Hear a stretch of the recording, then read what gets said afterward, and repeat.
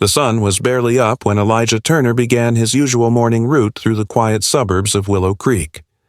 A black mailman with 15 years of service, Elijah had walked these streets longer than most of its residents had lived there. Every driveway, every porch, every barking dog, all familiar. But that Tuesday morning, something felt wrong. The air was heavy, thick with silence, and the grand white mansion at the end of Hawthorne Drive seemed unusually still. Mr. Bernard Whitmore, the mansion's owner, was a reclusive millionaire in his late 70s. Polite but private. Elijah always left the mail by the ornate front door, and sometimes the old man would wave from the window, always in his crisp beige trousers and suspenders. But today, when Elijah approached, he noticed something strange. The front door was slightly ajar. Through the crack, Elijah could see Mr. Whitmore standing just inside the foyer, his expression vacant, his movements sluggish. But what truly caught Elijah's attention were the dark stains down the old man's pants. At first, he thought it was spilled coffee. Then he noticed the trembling hands, the shallow breaths, and something red dripping faintly onto the marble floor. Elijah's instincts screamed that something was wrong. Terribly wrong. He hesitated for a moment, debating whether to step inside.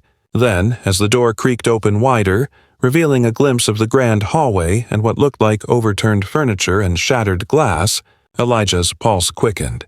He dropped the mailbag, reached for his phone, and took one cautious step forward, unaware that what he was about to discover inside would uncover secrets buried for decades, and put his own life at risk. Elijah Turner had always prided himself on being calm under pressure. Working as a mail carrier in every kind of neighborhood, from rundown back streets to luxury estates, had taught him that appearances rarely told the whole story. But as he stood on the doorstep of Bernard Whitmore's mansion, something inside him trembled. The air that drifted through the open door carried a metallic scent. It wasn't perfume or cleaning solution. It was something raw, unsettling, something that made his stomach twist. Blood. Elijah's fingers tightened around his phone, his thumb hovering over the keypad. "Mr. Whitmore?" he called out softly. No answer. He stepped forward, the sound of his boots echoing on the marble. The foyer was immaculate, or had been until recently. A vase lay shattered near the staircase, its flowers wilting in a puddle of water. The morning light filtered through tall windows, catching dust motes that danced like silent witnesses. Then Elijah saw him. Bernard Whitmore stood motionless beside a toppled chair, one hand gripping the wall for balance. His beige trousers were stained dark near the thigh, and his shirt clung to his skin with damp patches. His eyes were unfocused, glassy.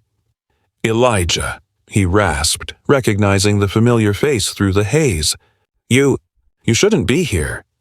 Elijah's voice was steady, though his heart wasn't. "Mr. Whitmore, are you hurt? What happened?" The old man opened his mouth to speak, but before any words came, he staggered forward and nearly collapsed. Elijah rushed to catch him, lowering him carefully to the floor.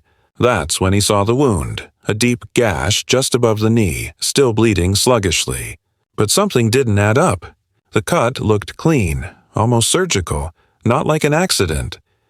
"I fell," Bernard muttered, but his eyes darted toward the hallway, a flicker of fear that Elijah didn't miss. "Fell?" Elijah repeated, scanning the direction of the glance. The hall stretched into shadow, doors on both sides. One of them, slightly open, revealed what looked like a study, and from inside came the faintest noise. Not movement, but a hum, like electricity or perhaps a generator. Elijah swallowed hard. "Sir, I'm calling 911, he said, dialing, but Bernard's weak hand grabbed his wrist. "No police, please." "Not yet." The words didn't make sense. "You're bleeding, Mr. Whitmore. You need help. There's something in this house." The old man whispered, his voice cracking. "Something they were looking for." "Who?"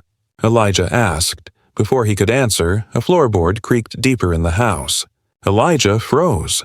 The sound was deliberate. Someone else was there. Elijah guided Bernard to a nearby couch, his mind racing.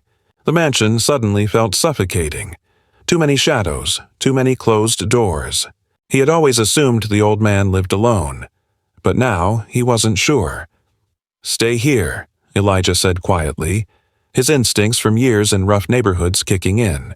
He picked up a heavy brass ornament from the shelf, not much of a weapon but better than nothing, and stepped toward the sound. The hallway smelled faintly of gunpowder. His eyes caught something glinting on the floor, a single bullet casing. His breath caught. He approached the study door and nudged it open. Inside, the room looked like it had been ransacked. Papers scattered across the floor, drawers torn from the desk, and a small safe in the corner left wide open. But what truly made Elijah's pulse pound was what sat in the middle of the room. An old photograph, framed and cracked, lying face up. It showed Bernard Whitmore, much younger, standing beside a woman and a little girl. And a fourth person Elijah recognized instantly. His own grandfather. Elijah's knees weakened. His grandfather had worked as a groundskeeper for the Whitmore estate decades ago, but his family had never spoken of it. The story was always vague, something about betrayal, money, and a mysterious disappearance. He crouched, picking up the photograph when the hum he'd heard earlier grew louder. It was coming from a vent near the floor. Curiosity overcame fear. Elijah pried it open and peered inside. Behind the grill was a small compartment, and inside an envelope sealed with wax. Before he could grab it, a voice behind him said, "Put that down." Elijah turned sharply. A man in a dark suit stood in the doorway, gun leveled at his chest. Elijah froze, hands raised. The man's tone was calm, professional. Too calm for a burglar. "You shouldn't be here, mailman," he said. "This doesn't concern you." "Who are you?" Elijah demanded. "Just finishing what someone else started," the man replied. Suddenly, footsteps echoed from the hallway. Bernard, struggling to stand. "You don't have to do this," the old man gasped. "It's over." The man's jaw tightened. "It's not over until I get what I came for." Elijah took a step forward, trying to shield the old man. "He's bleeding. Whatever this is, it's gone too far." The gunman hesitated just long enough for Elijah to act. He swung the brass ornament, striking the man's wrist. The gun clattered to the floor. Both lunged for it. Chaos erupted. The gun went off, shattering a glass cabinet. Elijah tackled the intruder, but the man was strong, trained. They struggled across the rug until Elijah finally managed to kick him away. Elijah grabbed the gun, panting, and pointed it at the stranger. "Who sent you?" The man sneered. "Ask your grandfather." The words hit Elijah like ice. "He's been dead for 20 years. "Exactly," the man said darkly before bolting toward the back door. Elijah tried to stop him, but the man disappeared into the woods behind the property. Elijah turned back to Bernard, whose breathing was ragged. "You need to tell me what's going on," he said. Bernard's eyes filled with tears. "Your grandfather and we found something in this house long ago. Something people would kill for. I thought I buried it. I thought it was gone." Elijah pulled out his phone, this time ignoring the old man's protests. He dialed 911. "This is Elijah Turner," he said, his voice shaking. "There's been a break-in, and a man is injured." As sirens wailed in the distance, Bernard whispered, "In the envelope." The truth. Elijah reached for the vent again, pulling out the wax-sealed envelope. He didn't open it yet. Some truths, he realized, weren't meant for just one man to carry. When the police arrived, the mansion became a storm of flashing lights and officers. They took Bernard to the hospital, questioned Elijah, searched the grounds. The intruder vanished without a trace.